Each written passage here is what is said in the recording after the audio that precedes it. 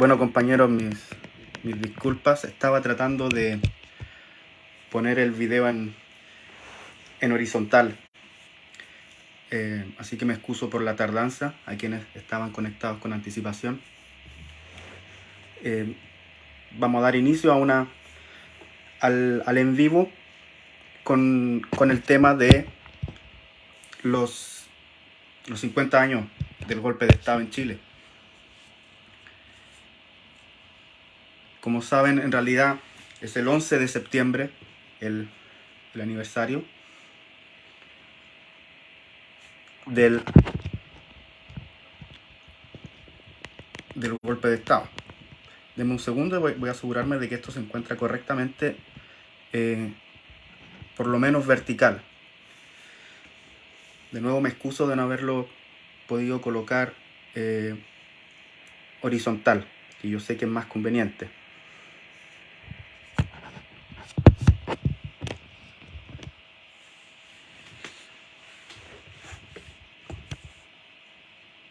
Bueno, muchas gracias a todos quienes están conectados en este momento. Estamos transmitiendo desde la página de América Socialista, que es una revista teórica y política de la corriente marxista internacional.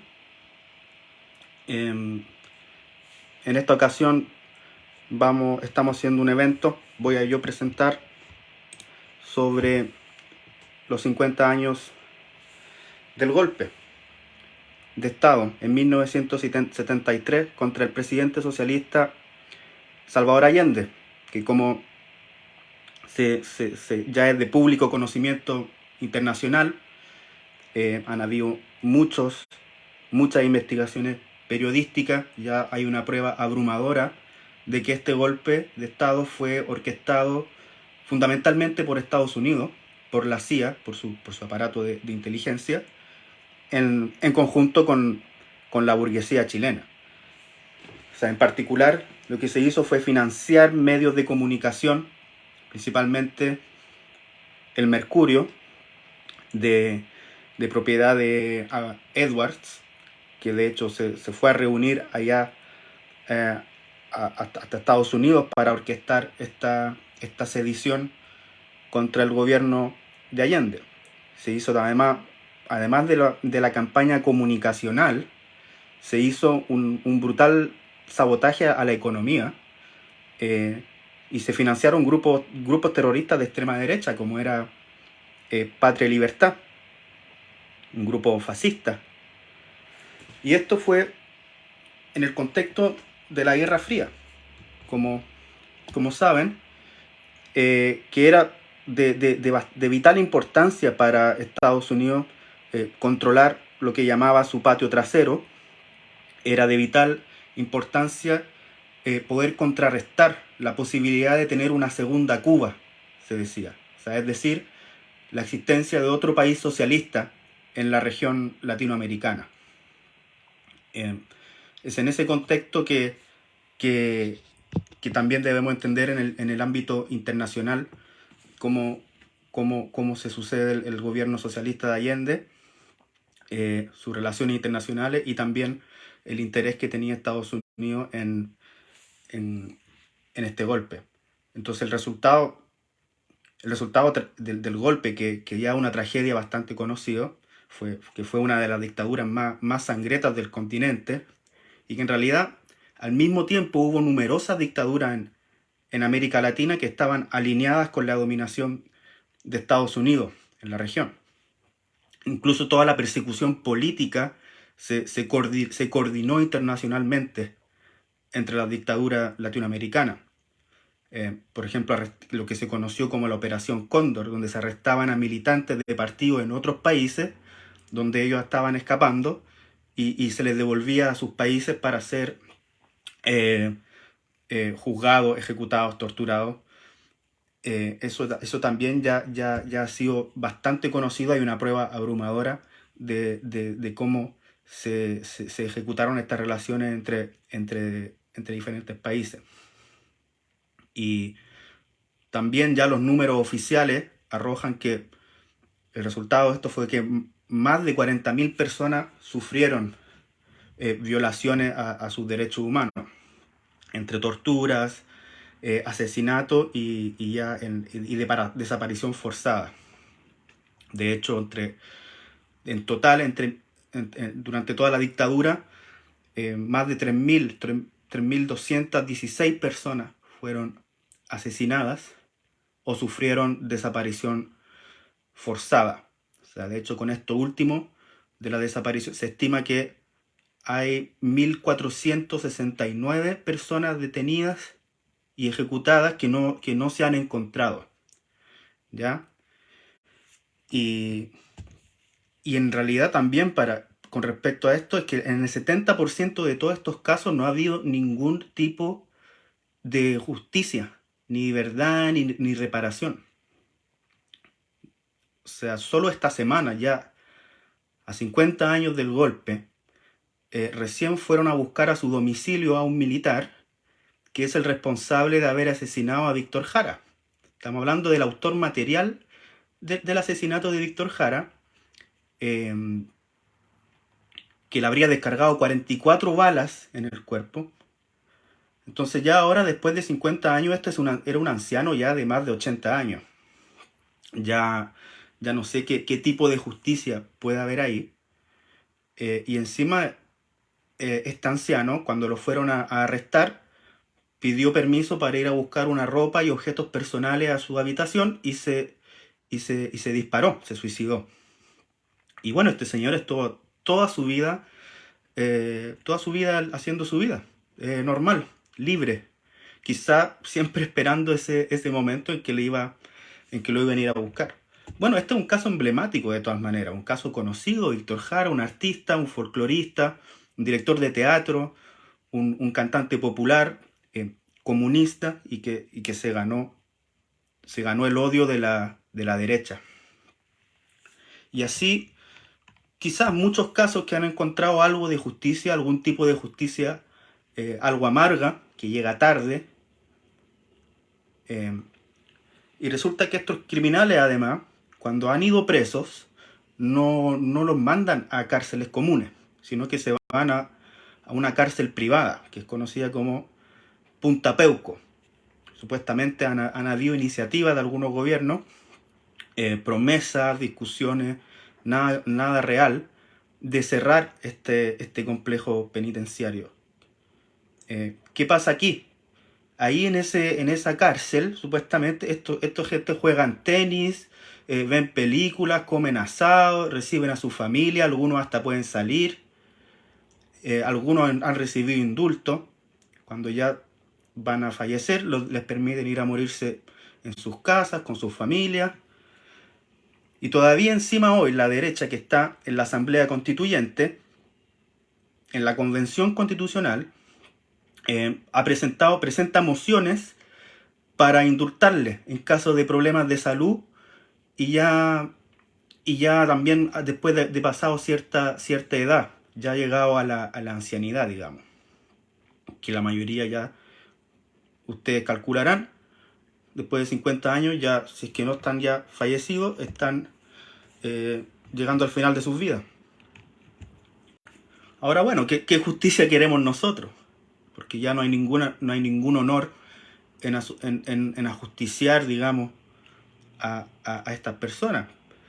Otro ejemplo, digamos, Miguel Krasnov, un torturador, un asesino, y de una familia de reaccionarios, de cosacos rusos que se vinieron, su familia, arrancando de la justicia que allá les llegó porque fueron colaboradores de los nazis. Bueno, este señor acumula como 1000 años en total de pena por más de 20 casos ratificados por la Corte Suprema de secuestro, de tortura y de desapariciones, este señor. Y ahí están jugando tenis, viendo películas. Pero bueno, el problema de fondo es que cuando un reo reciba algún beneficio, supuestamente debería recibir alguna muestra de arrepentimiento, alguna colaboración con la justicia, alguna reparación, alguna colaboración en la búsqueda de los desaparecidos o apuntar a los responsables. Pero no hay nada de eso, no hay ningún tipo de arrepentimiento. De hecho, lo que hicieron los militares fue un pacto de silencio. Entonces lo principal para obtener justicia es poder tener acceso a esa información que estas personas tienen.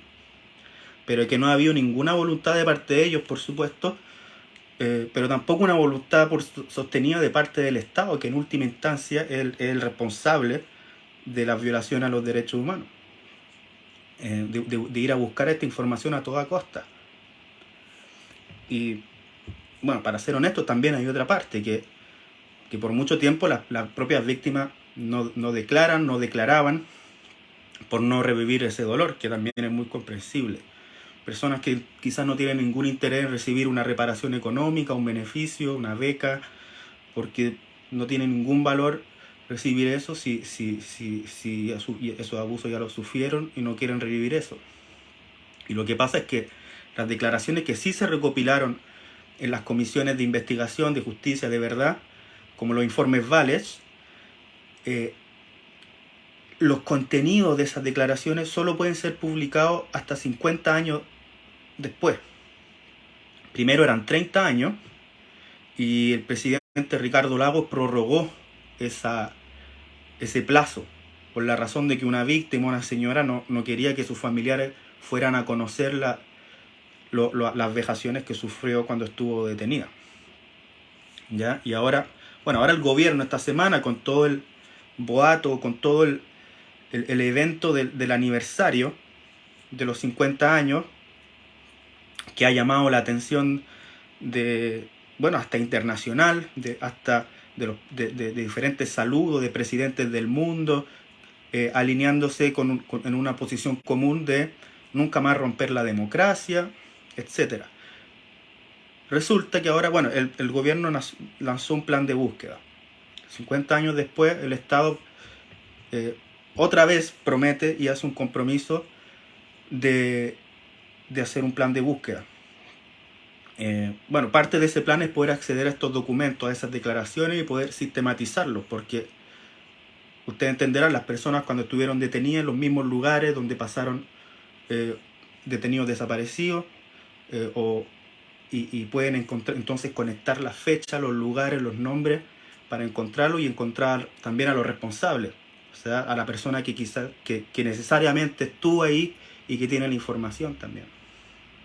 Pero la verdad es que todos los gobiernos han presentado este tipo de planes y promesas, y los familiares y todos quienes buscan la verdad y la justicia no tenemos ninguna ilusión con este plan tampoco. De hecho, la derecha hoy día se opone a que se conozcan estos documentos, estas declaraciones, pero de una manera muy cínica. Dice que lo que pasa es que esto viola la intimidad de las víctimas. Hay un elemento de eso, pero ellos lo hacen de una forma muy, muy cínica, y de hecho la derecha está en una completa ofensiva con respecto a la dictadura, al significado de la dictadura. También se dice que ellos son negacionistas.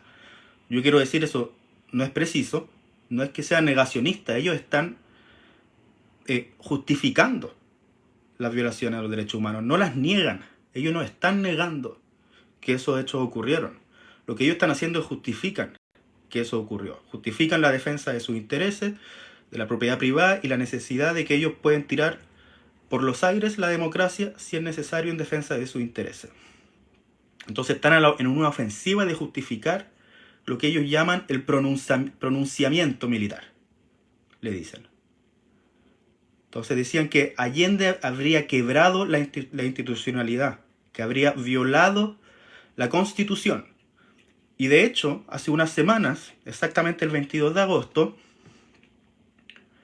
en la Cámara de Diputados en Chile, la derecha leyó la resolución del 22 de agosto de 1973, o sea, unos días antes del golpe, que declaraba al gobierno como inconstitucional, y cito, por el grave quebrantamiento del orden constitucional y legal de la República, y pedían la intervención de los militares.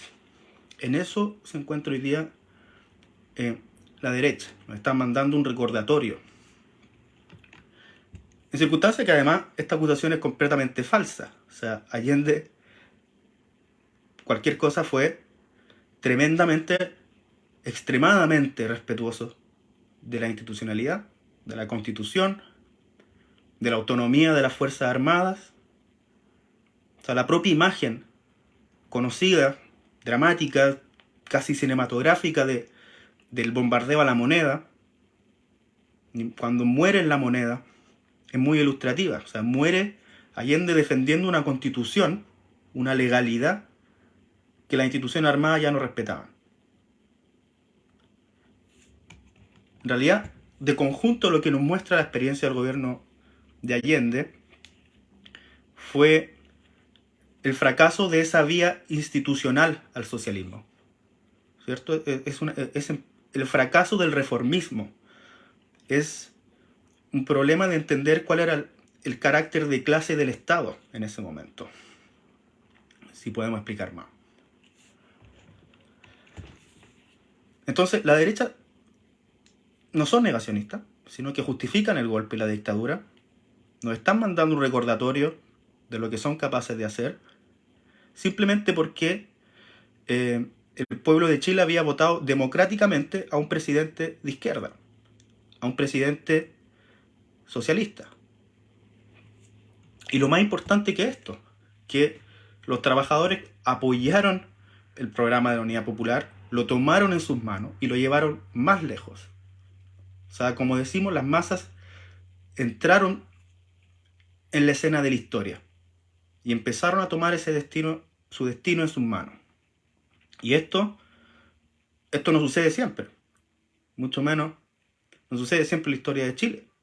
Completamente extraordinario esto que sucede en las revoluciones, que normalmente se deja que una minoría dirija la sociedad, los burgueses, la gente educada, los políticos profesionales, pero la revolución significa entonces sobre todo que entran millones de personas, millones de explotados, millones de oprimidos como protagonistas de la historia. Y esto fue lo que la derecha, lo que el imperialismo, lo que la burguesía no perdonó.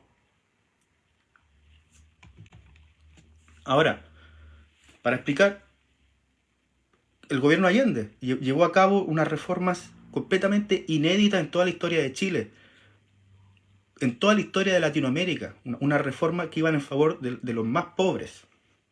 Se hizo, conocen, la más conocida, que es la nacionalización del cobre, que es el principal recurso en Chile, se decía el salario de Chile, y además de otros recursos mineros como el salitre. Se hizo una nacionalización parcial de la banca, del comercio exterior, de las telecomunicaciones, de la compañía ITT, y se aceleró la reforma agraria, que había sido iniciada anteriormente por el gobierno demócrata cristiano de Frei Montalva. En realidad, con esta reforma agraria se acabó de hecho el latifundio en Chile. Al menos un tercio de las grandes propiedades agrícolas de los latifundios fueron expropiados, ¿no es cierto? También esto inició un proceso de devolución de tierras usurpadas a comunidades mapuche, también muy significativo. Por supuesto, esto fue cortado después por la dictadura. De hecho, en la dictadura se llevó una contrarrevolución agraria, que de esas 10 millones de hectáreas, un tercio fue ya después devuelto a sus antiguos propietarios, otro tercio fue después ya vendido a nuevos dueños. Entonces esta reforma agraria transformó completamente la agricultura y daba cuenta de una tarea histórica, de una tarea necesaria que había en el campo chileno y en general en toda Latinoamérica, que era la cuestión de la tierra. Había una lista de 40 medidas, se llamaba, en la campaña. Las 40 medidas del gobierno popular. Otra famosa, la distribución de un medio litro de leche para todos los niños en la escuela. Si el niño no estaba en la escuela, o si no llegaba el niño, se le buscaba hasta la casa. Eso redujo. Chile era uno de los países con una de las más altas tasas de mortalidad infantil y eso se redujo dramáticamente.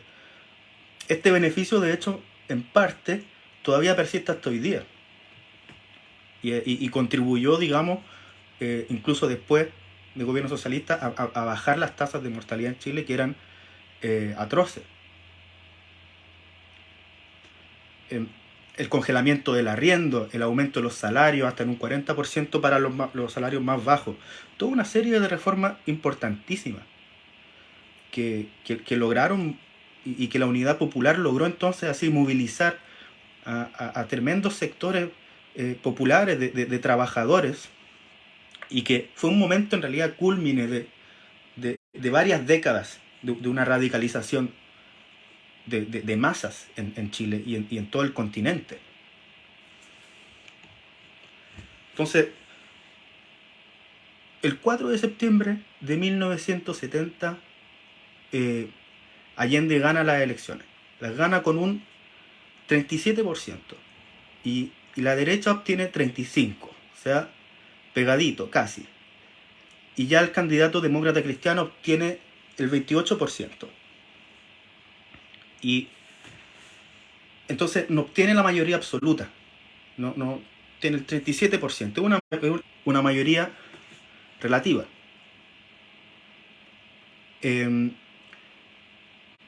Y como no tiene esa mayoría absoluta, se establece que tiene que haber una ratificación de parte del Congreso, que ratifique la presidencia de Allende.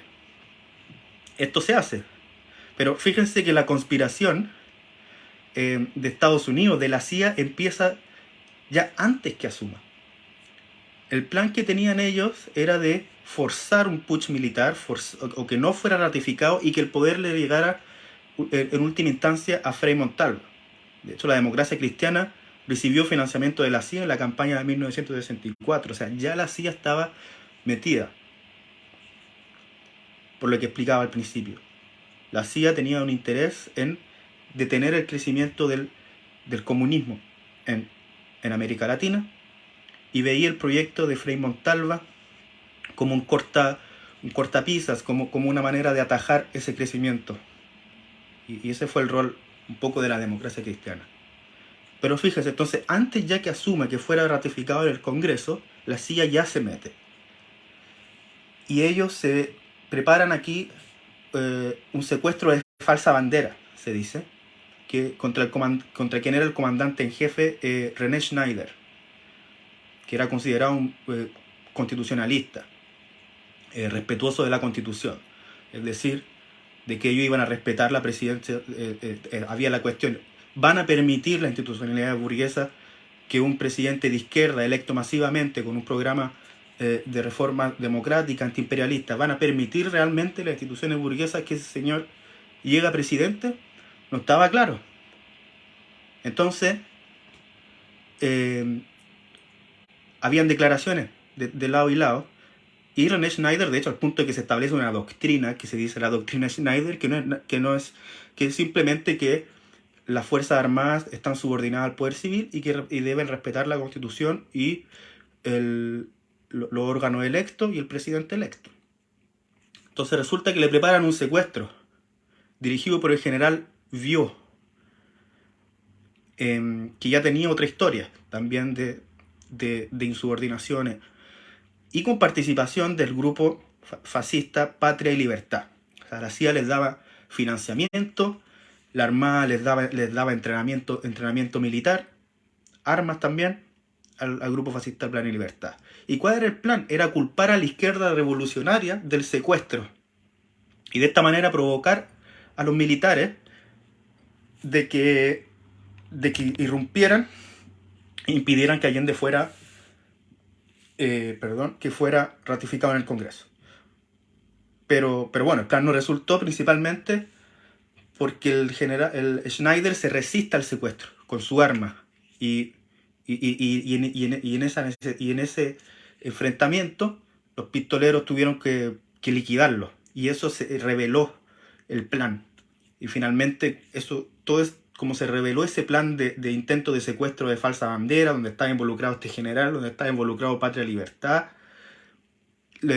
las instituciones democráticas tuvieron entonces que pretender que eran respetuosas de la Constitución, de las instituciones, etcétera, y permitieron entonces el traspaso de mando de forma pacífica, pero en un clima bastante enrarecido, ustedes comprenderán, y que ya anticipaba por dónde se estaba dibujando un grave conflicto entre las Fuerzas Armadas, entre los trabajadores, entre el gobierno electo, con la irrupción de grupos fascistas, con la irrupción de la CIA. Y aquí la comandancia en jefe luego sucedía al Carlos Prats, que era otro militar considerado constitucionalista. Y de nuevo aquí repito, cuando la derecha, la semana pasada, antepasada, cuando le dicen que Allende que quebró la institucionalidad, que violó la legalidad, eso es completamente falso. Allende tenía toda la facultad legal para designar un comandante en jefe de su plena confianza y no lo hizo. Entonces se sucede la comandancia en jefe simplemente por orden de antigüedad, para dar pruebas del máximo respeto que Allende tenía al funcionamiento interno de las Fuerzas Armadas. Entonces, de todas maneras, aquí ya estaba clarísimo que no se podía guardar esperanza en un sector constitucionalista, sino que los partidos del UP de la Unidad Popular ya tendrían que haber aprendido, deberían haber prevenido de que era evidente la posibilidad de una sublevación militar, que iba entonces a forzar necesariamente un enfrentamiento armado entre los trabajadores y la contrarrevolución organizada desde Estados Unidos, la CIA, con la burguesía nacional. Pero finalmente le permiten, con una condición, que se ratificara que él asumiera la presidencia, que era que firmara el Estatuto de Garantías Constitucionales, que establecía la autonomía de las Fuerzas Armadas. O sea, ya desde el primer momento se le están impidiendo, le atan las manos al gobierno de Allende con respecto a un enfrentamiento de clases que se venía. Y sobre una cuestión fundamental, que era sobre el carácter de clase del Estado burgués, y del carácter de su brazo armado. Entonces, y aquí vemos de nuevo un error, digamos, de apreciación, de perspectiva, de caracterización que tenían los partidos de la Unidad Popular con respecto al sistema político chileno, ¿cierto? Le decían los ingleses de Sudamérica, se le decía antes, porque suponía un sistema político estable en comparación al contexto de los países vecinos. Se suponía que había una cierta especificidad del Estado chileno, que era un sistema político, que era un sistema respetuoso de la Constitución, que eran respetuosas de las democracias. En circunstancias que es absolutamente falso. Hay un sinnúmero de matanzas en la historia de Chile. Si algo que caracteriza un poco a la cultura de izquierda, a la cultura del movimiento obrero en Chile, es la memoria de todas esas matanzas, de esas masacres que hizo el ejército, cada vez que la oligarquía terrateniente, cada vez que la burguesía comercial minera veía amenazadas sus intereses por grandes movimientos de trabajadores, irrumpía el ejército a matar a mansalva. La más famosa, la matanza de Santa María de Iquique,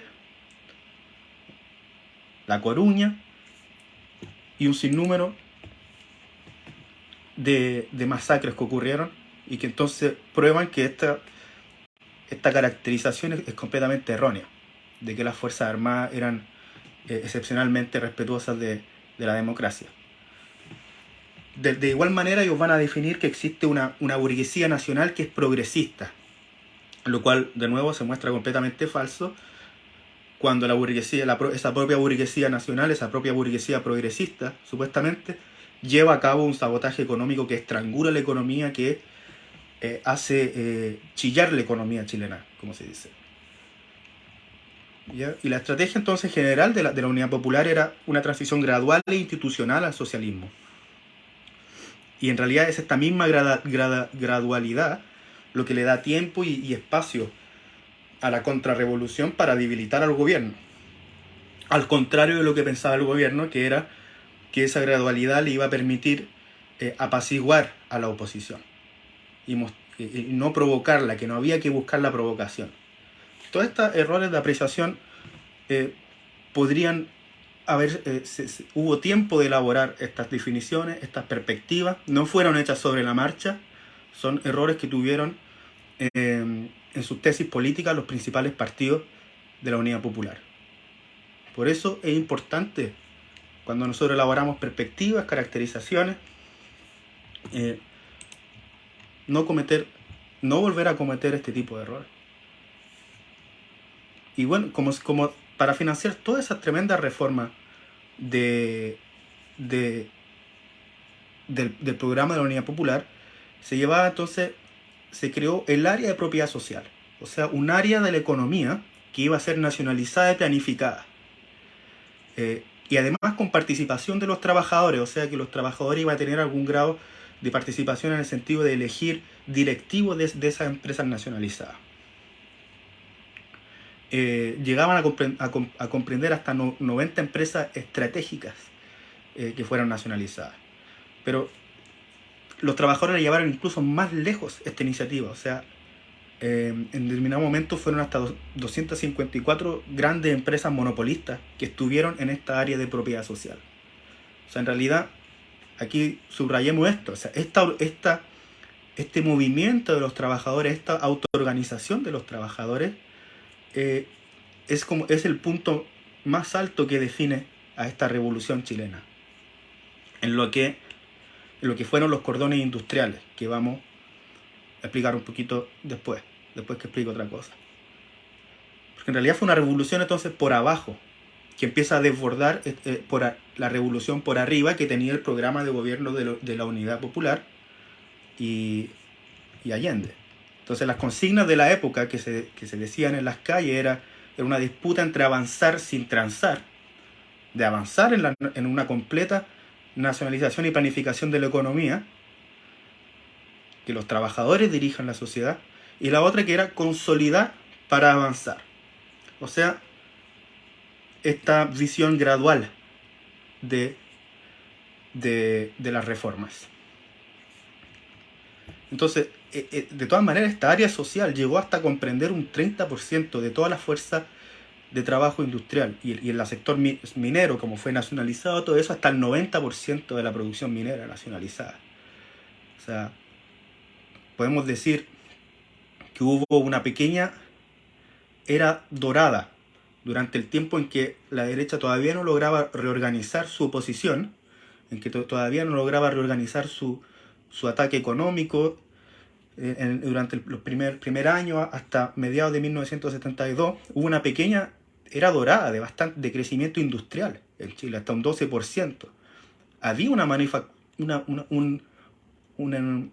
embrión, un espacio para una manufactura importante en Chile. Se producían radios, electrodomésticos, hasta un autito chiquitito, un poco rústico, pero que servía un poco para trabajar en el campo, para hacer algún transporte, etc.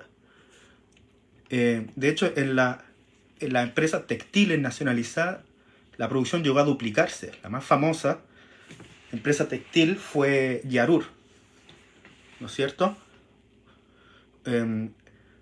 Dicen ahí que por primera vez, en un libro famoso sobre la fábrica Yarur, los trabajadores cuentan que ellos por primera vez tuvieron acceso a tener sábanas para sus camas.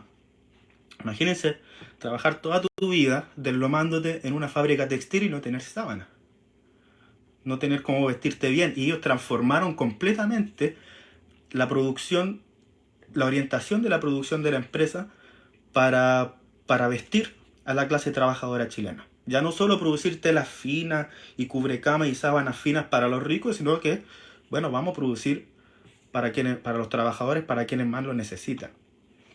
Entonces esto en realidad llevó este tipo de experiencia, este es un ejemplo, pero así los pueden multiplicar ustedes, llevó a un aumento del consumo de productos nacionales y a una mejora en general de la calidad de vida de los trabajadores, que entonces accedían, como dije, a productos textiles, a electrodomésticos, comían más carne, comían más leche. Eso necesariamente provocaba algún desquiciamiento de la economía, este tremendo aumento del consumo. tremendamente positivo desde el punto de vista de la calidad de vida de los trabajadores. Pero de todas maneras el Estado solamente llegó a controlar el 15% de la distribución. Y esto es clave, ¿no? Porque esto es lo que va a utilizar la burguesía, que todavía mantiene un control importante de la economía y de la distribución para sabotear al gobierno y crear entonces esa sensación de escasez, de que escasean productos básicos. Estamos hablando de que escondían el azúcar, escondían el papel higiénico. Entonces toda una situación se tornaba bastante grave para las familias trabajadoras. Y a esto le agregamos el boicot imperialista, de que Estados Unidos generaba un boicot sobre los repuestos, sobre diferentes partes de las maquinarias, etc. Entonces, bueno, como digo, era clave. Tenían Unidad Popular un proyecto gradual de transición al socialismo, pero era clave entonces que la Unidad Popular de todas maneras avanzara rápidamente en poner en marcha esta área social. Y los trabajadores eso lo comprendían, de que tenía que incluirse más sectores de la economía, más empresas a esta área social para lograr realmente transformar completamente las relaciones de producción, para aumentar la productividad y entonces ir supliendo ese problema que había del aumento del consumo interno. Pero como había una lentitud propia del programa del UP, una lentitud en cómo se implementaba este sistema, que llevó en realidad que se iba deteriorando mucho más rápidamente la situación social y económica, y que finalmente lleva a la derrota. Hay algunos ejemplos anecdóticos interesantes, de todas maneras los puedo mencionar, que fue una experiencia de lo que fue Cibercin, una central como de cibernético, Cibercin, que lo que buscaba era una unidad de manejo, de administración de la economía centralizado, con unos computadores, unas pantallas en una oficina. Fue más bien anecdótico, pero era sobre todo para suplir la falta de cuadros administrativos en la empresa, en general en la economía, con una burguesía y sectores a veces de profesionales que boicotean. Entonces esto yo creo que, aunque haya sido anecdótico, muestra, estamos hablando de 1973, imagínense las posibilidades que puede haber hoy día con este tipo de instrumentos de administración de la economía, que de hecho ya las grandes empresas multinacionales, Walmart, ellos utilizan este tipo de sistemas de administración. Otra cosa que podría haber sido determinante era la cooperación internacionalista. Al contrario de lo que se piensa de las acusaciones de la derecha, la Unión Soviética no ayudó tanto, ni China ayudó tanto a Chile. En Chile hubo un terremoto en 1971 y la Unión de República Socialista Soviética donó una planta de fabricación de edificios, se llamaba la KPD, que era un proyecto mecanizado, automatizado, de vanguardia, lo mejor que había en el mundo. Entonces era una fábrica de edificios prefabricados, se hacían los paneles y se iba y se instalaba esos edificios prefabricados que todavía se encuentran en algunas partes de Chile. De hecho, esos departamentos se inauguraron en un tiempo récord en toda la historia de la construcción de la vivienda en Chile. Nunca se habían hecho viviendas tan rápido. También mandaron los soviéticos 3 buques factorías de pesqueros, buques factorías de pesqueros a las costas de Chile, que entregaron toneladas de pescado, miles de toneladas de pescado, que eran de nuevo para ayudar a suplir la dificultad de obtener carne en determinados momentos, provocada por el aumento del consumo en sectores populares que antes estuvieron siempre marginados de acceder a este tipo de productos y que por primera vez estaban consumiendo más carne. Pero bueno, lamentablemente este tipo de ayuda no se concretaron porque la Unión Soviética, en particular Yuri Andropov, evaluaba que Allende no resistiría mucho tiempo y que sería entonces inconveniente comprometer más recursos, ¿no es cierto? Pero bueno, Allende, a pesar de todas estas dificultades económicas y sociales que se iban generando, aumentó su apoyo electoral. O sea, dijimos un 37%, aumenta hasta un 50% entre las elecciones municipales de 1971. Y aquí ya el Partido Socialista además conoce un crecimiento explosivo. El Partido Socialista, que se ubicaba más a la izquierda del Partido Comunista, crece del 12% del voto hasta el 22%. Y ya con esto ya la oposición entonces empieza a abandonar cualquier perspectiva de derrocar al gobierno de una manera democrática por la vía electoral, que pensaban que con este deterioro de la situación económica se iba a deteriorar, que se iba a disminuir el apoyo electoral al gobierno, lo cual no sucedió. Entonces ellos lanzan una tremenda ofensiva en 1972, una ofensiva patronal, que tenía el objeto entonces de quebrar completamente al gobierno. Entonces son los industriales principalmente, los dueños de fábrica, que paralizan sus actividades. Los camioneros famosamente paralizan sus actividades, de nuevo con financiamiento de la CIA, y esto por supuesto afecta el transporte de materias primas, de alimentos, de combustible, y además se suman a este movimiento de oposición al gobierno los estudiantes, médicos, sectores medios, digamos, capas medias. ¿Y cómo respondieron entonces los trabajadores a esto? Ocuparon todas las fábricas que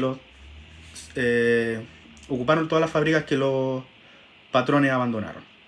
Y aquí ya es cuando florecen los cordones industriales. Los cordones industriales, que, para que ustedes entiendan, es más que una conformación geográfica que se ubica en las afueras de la ciudad con las fábricas, sino que eran organizaciones de base democrática de la clase trabajadora, diferente a los sindicatos, y que nacen al calor de la lucha contra la contrarrevolución. Entonces ellos lo que hacen ahí es controlar la producción, hacen los repuestos que no habían producto del bloqueo económico, y además se forman las juntas de abastecimiento y precio, las JAP, que se multiplican y que son para combatir el acaparamiento y el mercado negro que existía, que organizaba el sabotaje económico que organizaba la burguesía. Entonces ellos organizan la distribución de estos productos. Entonces lo que nosotros explicamos es un embrión de un poder dual, o sea, una situación entre el poder entre el poder de la clase trabajadora y el poder de la burguesía en estas organizaciones. Y un poder que entonces va más allá de las fábricas.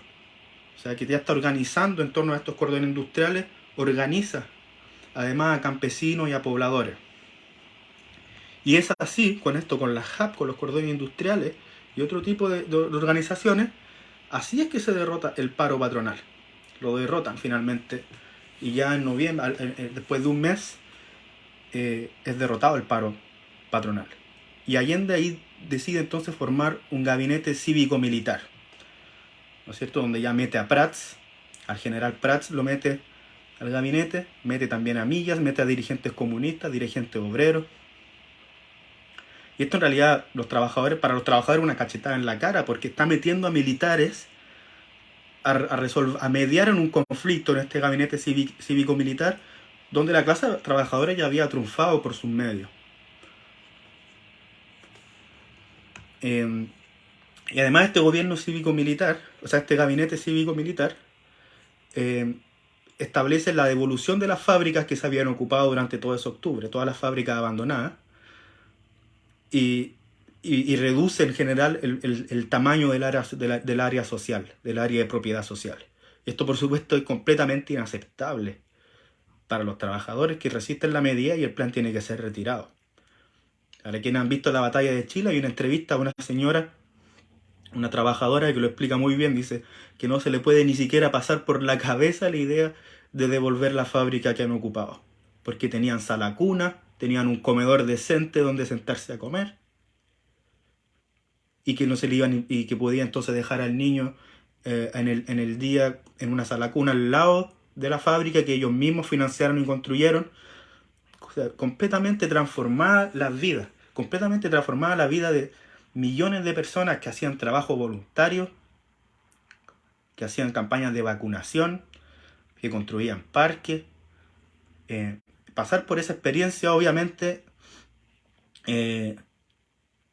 no iban a devolver fácilmente las fábricas, no iban a devolver fácilmente esas conquistas independientes de lo que dijera el propio gobierno que ellos defienden. Entonces, y además ya aquí, para empezar a acercarnos al golpe, que es el aniversario que estamos hoy día comentando, ya se dispone además de una ley de control de armas, que en realidad en la práctica se utiliza principalmente contra los cordones industriales, contra los trabajadores. Se hacen allanamientos donde los golpean, donde los humillan. Y aquí es donde las Fuerzas Armadas ya con anticipación empieza a reconocer, ya tiene los medios para reconocer la capacidad de resistencia, la capacidad de coordinación que tenían los trabajadores en los cordones industriales. Y en circunstancias que en este mismo periodo, antes del golpe, el fascismo realizaba hasta 20 atentados diarios. Bombazos, secuestros. Y ya el 29 de junio ya del 73, o sea, un par de meses antes, 3 meses antes de septiembre, ya ocurre finalmente una sublevación de una unidad del ejército, que se conoce como el tanquetazo, que en realidad fue organizado por algunos sectores medios vinculados a Patria y Libertad, al grupo fascista Patria y Libertad. Y aquí es va el comandante en jefe Prats a reprimir a los sublevados, los tanques. Hay unas imágenes famosísimas en el centro de Santiago. Hubo muertos ese día. Pero ¿con quién va al lado Prats? Va con el general Augusto Pinochet al lado, también va con el casquito y va a reprimir a los sublevados.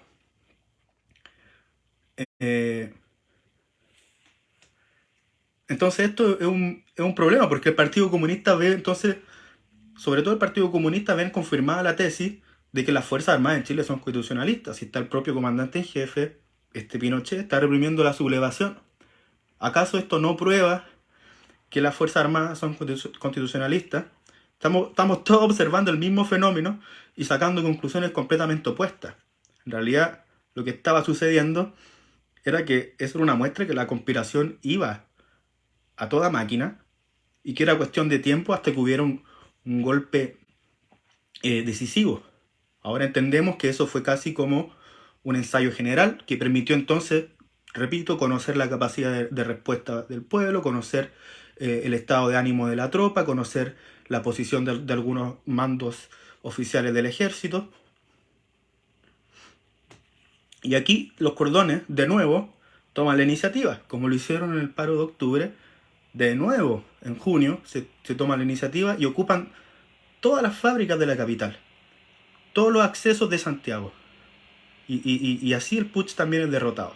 Pero aquí ya hay fallas, porque los trabajadores salen a la calle ese día viendo la urgencia de una situación de una contrarrevolución ya organizada, y salen a las calles de Santiago, pero no tienen ninguna dirección, ninguna orientación. De hecho, al final del día, Allende les dice que devuelvan todas las empresas ocupadas y que se vayan en paz a sus casas. Y en realidad aquí todavía, como era en octubre, como fue en junio ahora, estos eran momentos favorables donde en realidad Allende, en vez de mandarlo a sus casas, a los trabajadores, debería haber terminado de expropiar definitivamente a todos los saboteadores burgueses. Debería haber podido depurar, debería haber estado en condiciones de depurar el ejército de elementos sediciosos que eran conocidos. Pero los trabajadores entonces se encontraban en esta disyuntiva difícil de defender a un gobierno que consideraban propio, que habían votado por él, que defendían en las calles contra la oposición, contra el grupo fascista, pero al mismo tiempo tenían que encontrar medios de hacer la revolución. O sea, si el mismo gobierno los está desarmando políticamente y materialmente con una ley de control de armas, estaban en una disyuntiva bastante complicada. Entonces era necesario hacer una revolución socialista en ese momento que terminara de expropiar a todos estos saboteadores. Y de todas maneras, ya la Armada, sobre todo los principales conspiradores, estaban en la Armada. La Armada de Chile, como todas las armadas del mundo, generalmente es, es más aristocrática. Hay una mayor división entre la jerarquía. Normalmente está más representada ahí la más grande aristocracia entre los rangos mayores. Hay un maltrato de la tropa en los buques. Históricamente en los barcos se trata muy mal a la gente.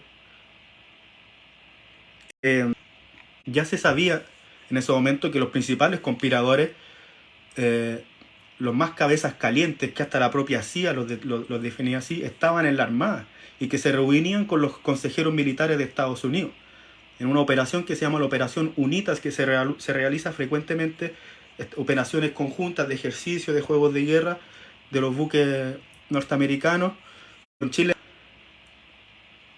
Y en realidad lo que estaban haciendo en esas operaciones UNITAS, que se llama, estaban preparando claves de comunicación, preparando el golpe, la organización del golpe de Estado. Y además, como ya lo mencioné, que la Armada le daba entrenamiento militar y armas al grupo fascista Patria y Libertad. Y al mismo tiempo ya los oficiales estaban arengando a la tropa. Arengando a la tropa con consigna golpista contra el gobierno. Interesantemente había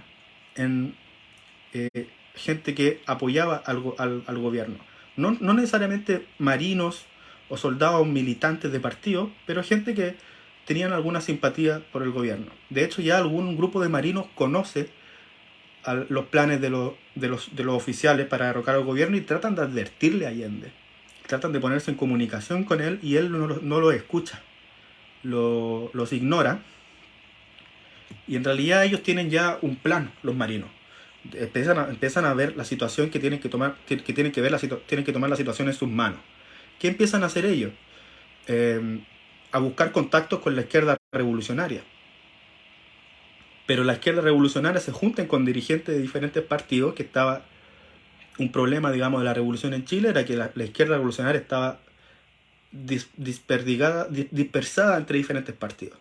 Y no tienen acuerdo con los marinos en hacer un plan, tanto sea para adelantarse al golpe, esa era la pregunta.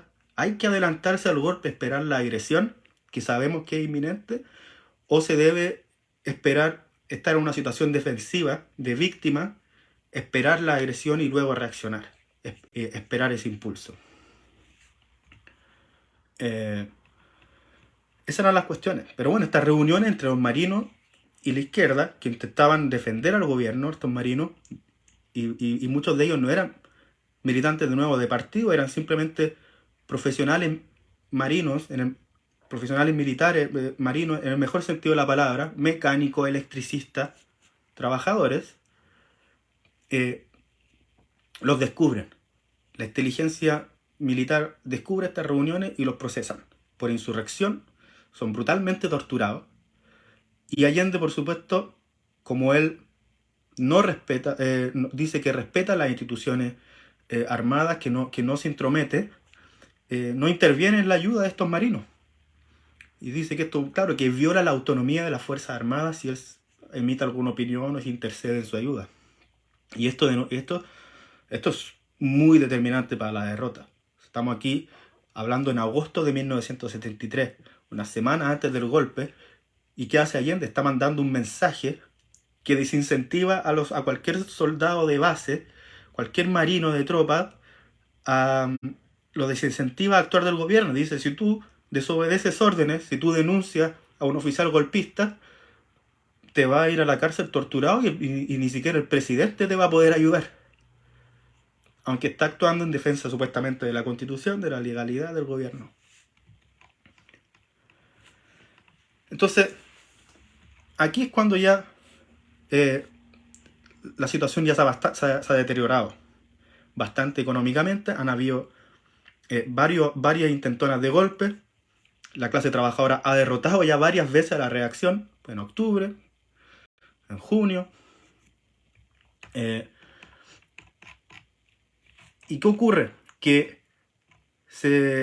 la idea que planean los golpistas era empezar el golpe en Valparaíso, porque de todas maneras se conocía que, que la Armada eran los más sediciosos, entonces no iba a sorprender a nadie que hubiera un golpe en Valparaíso, y eso iba a distraer la atención de cuál era el estado de ánimo en los mandos del ejército en Santiago. Entonces cuando empieza el golpe en la mañana, allanan los cordones industriales a las 4, a las 5 de la mañana en Valparaíso, el plan del ejército, el plan del gobierno era que, bueno, vamos a mandar al ejército, que es constitucionalista, a reprimir a los alzados de la Marina. Y en circunstancias que, como esto ya estaba planeado, el ejército va simplemente a encontrarse y a suprimir cualquier reacción, cualquier resistencia al golpe. Y así es como se efectúa. O sea, el genio, por decirlo, la astucia que utilizaron ellos, los golpistas, fue hacer parecer que estaban desplegando el dispositivo militar en defensa del gobierno. De esa manera lograron desplegar las fuerzas militares por el país en lugares clave, pretendiendo que estaban movilizándose para reprimir a los golpistas en Valparaíso, a la Marina. Esto es bien interesante, o sea, que no es que se hayan lanzado a una ofensiva resueltamente desde el primer momento contra el gobierno, sino que hacen una finta de pretender de que están defendiéndolo. De esta manera logran desplegar su fuerza y esta parte ya la conocemos. Bombardean la moneda, se allanan los cordones industriales y los primeros, digamos, muertos, de todos son muertos, las víctimas que hubo durante los 17 años de dictadura ocurren en estos primeros meses, ¿no es cierto? Entonces nosotros nos han dicho, claro, el problema es que Allende debería haber armado a los trabajadores. En una marcha una semana antes del 11 de septiembre, el 4 de septiembre, el aniversario de la elección de Salvador Allende, marchan 800.000 personas al frente de la Moneda pidiendo el cierre del Congreso. Un Congreso que como había yo explicado, había hecho una declaración declarando a él inconstitucional y pidiendo la intervención de las Fuerzas Armadas. Entonces la gente dijo, bueno, que cierren ese Congreso donde la clase trabajadora dijo, cierren ese Congreso donde está toda esta gente, y armas pidieron. Hay que armarse el pueblo, hay que armar al pueblo para defender al gobierno contra un golpe que es evidente, inminente. Entonces se dice que el problema es que Allende no debería haber pasado armas ese día. Y no es la mejor manera de colocar este problema. O sea, que el principal problema fue que las organizaciones de izquierda no se plantearon seriamente el problema militar que estaba colocado incluso desde antes Kazimierz Allende. Que iba a haber una confrontación, que iba a haber una presión tremenda sobre el aparato militar para intervenir, y que eso iba a generar un enfrentamiento con los trabajadores. Entonces ellos no se plantearon seriamente ese problema. Entonces, claro, efectivamente, la preparación política requiere formar cuadros militares, cuadros políticos, principalmente. Lo que se trataba era de tener una política de democratización de las Fuerzas Armadas, de acabar con los abusos, con los malos tratos, de ofrecerles capacidad de especialización, de educación a los soldados y marinos de base, que muchas veces llevan una vida muy parecida a la de la clase trabajadora, como son especialistas mecánicos, eléctricos, quieren seguir especializándose en su disciplina y no andar reprimiendo a trabajadores. Eso no es necesariamente así.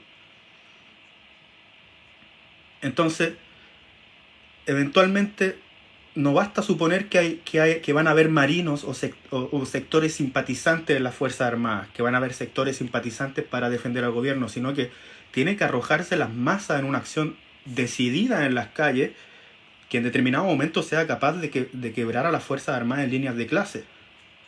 Pero para eso se necesitaba que hubiera un partido revolucionario en Chile que fuera capaz de dirigir esa energía, esa disposición de combate, esa creatividad que mostraban en los cordones industriales, etc. Por supuesto, Frey, como ellos ya tenían, como lo habían planeado en 1970, ellos pensaban que los militares le iban a pasar el poder en un determinado plazo. Esto no sucedió. Como saben, la dictadura se prolongó 17 años. Al propio Frei Montalva lo envenenaron. Esto ahora ya está también, está todo ya investigado, comprobado, fue envenenado años después. Y bueno, ya las masas es una derrota bastante particular, en el sentido de que habían derrotado a la reacción varias veces, estaban movilizadas, estaban organizadas, pero fueron desmoralizadas y fueron atajadas por el propio gobierno. Entonces, ya después de esto estaban completamente impotentes y desmoralizadas frente a la reacción que había triunfado.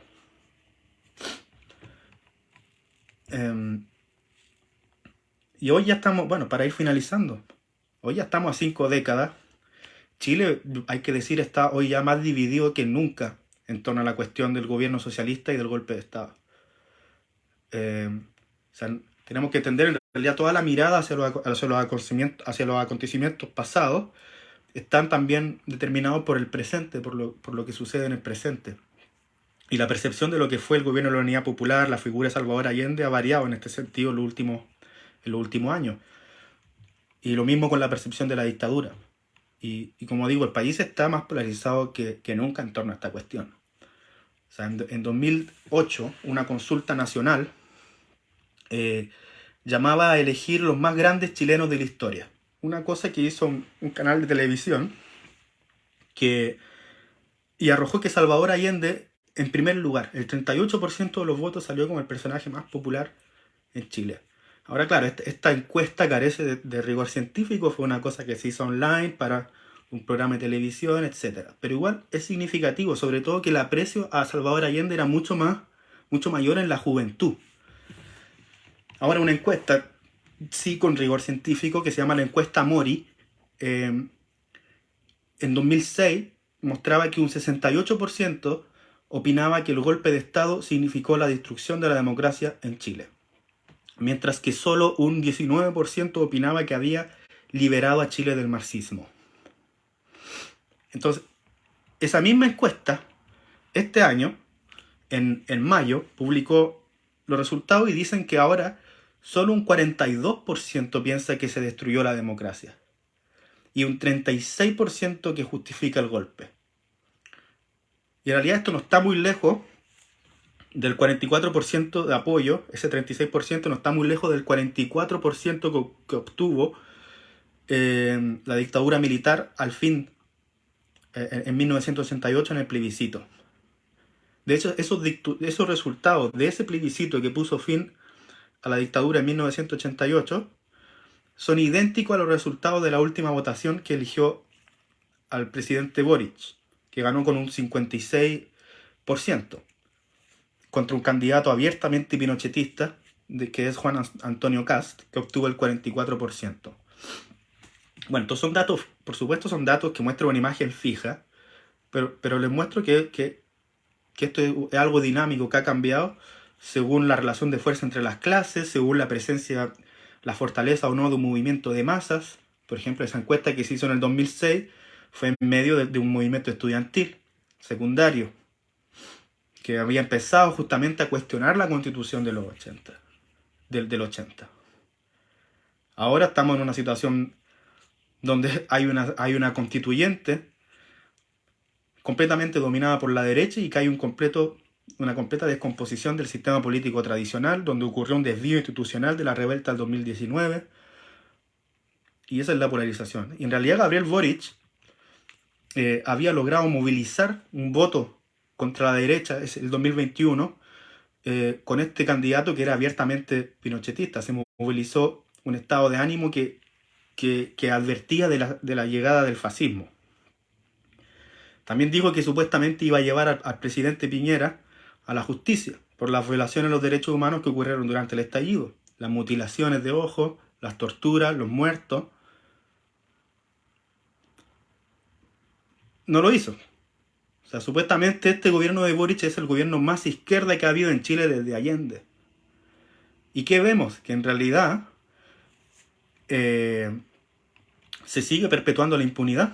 O sea, cuando estamos hablando de la impunidad de los crímenes de la dictadura, se sigue perpetuando la impunidad de los crímenes de las violaciones de los derechos humanos que se hicieron durante el estallido. O sea, pesa todavía como una cosa presente. Y encima Boric le ha invitado al Piñera, le ha tendido la mano a Piñera y a la derecha en general, lo ha invitado a Piñera a cenar, a sentarse a comer después que le había avisado que lo iba a llevar a la justicia. Entonces sí, compañero, hoy día es un día muy importante, el aniversario, fue la marcha esta mañana y hacia el cementerio, la romería, y el gobierno que ha hecho ha iniciado una oficialización, una higienización de la marcha, de una marcha que no le pertenece al gobierno, que no le pertenece a los partidos, le pertenece a la clase trabajadora que recuerda esta fecha, y han dado unas credenciales a las personas, a las organizaciones acreditadas, que pueden marchar y pasar un cerco policial, y atados los demás afuera y con un tremendo copamiento represivo policial. Entonces coloca una línea de demarcación entre las familias, que además son organizaciones a veces de familiares, etcétera, una división en el movimiento. Y esto es bastante inédito. La represión ya la conocíamos, pero este tipo de oficialización, de higienización de esta fecha, es inédito, y que lo está haciendo el supuesto gobierno más izquierda desde Allende es bastante escandaloso. O sea, en realidad lo que está haciendo, esto termina de explicar cuáles son los acercamientos que ha tenido Boric con la derecha, que ha seguido buscando acuerdos, declaraciones. Ellos están tratando de marcar un hito, de higienizar la marcha, pero higienizar toda la discusión, que ya no se vuelva a hablar de socialismo, que hacen acuerdos de supuestamente respetar la democracia. Entonces esta cuestión de los derechos humanos, por supuesto en Chile es todavía una herida grave, una herida que sigue abierta, y también hay otros que reducen toda la cuestión de la dictadura a una cuestión de derechos humanos, y no a un pueblo que lucharon contra la dictadura, y por supuesto de los miles que empezaron a construir el socialismo en Chile, con Allende hasta 1973. Entonces cuando miramos al pasado, a la historia de la lucha de clase en Chile, tenemos que saber mirar al futuro en esa experiencia. O sea, la voluntad de poder que tuvo la clase trabajadora, la quisieron acallar con balas, la acallaron con balas, pero es la tarea de nosotros de construir lazos con nuestra propia historia, para que nunca se olvide. Entonces ya han sido 50 años de impunidad, de una disputa entre buscar culpables, entre las víctimas. Y yo creo que tenemos que hoy día alzar entonces muy alto y con orgullo la bandera del comunismo, y recordar que esas víctimas en realidad fueron protagonistas de la historia, fueron militantes vivos, con un pensamiento propio y convencidos de un proyecto político por acabar con el poder de los ricos en Chile y por construir el socialismo en Chile. Y esa es nuestra memoria, hoy día, a 50 años. Por supuesto, la derecha ha dejado claro que no niega nada, que no se arrepiente de nada y que lo justifica todo. Entonces espero poder haber contribuido hoy día a conocer estas lecciones inolvidables de nuestra historia, de la revolución que hubo en Chile y de la contrarrevolución.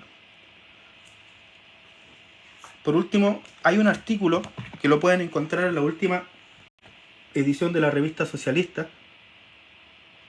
América Socialista, que si ustedes están suscritos a nuestra página, les recomiendo que vayan a ver, que encuentren en cada uno de sus países cómo adquirirla.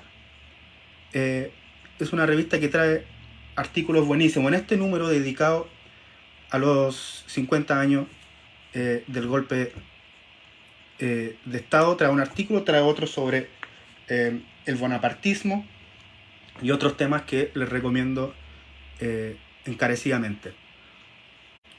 Muchas gracias, compañeros. Que viva el comunismo.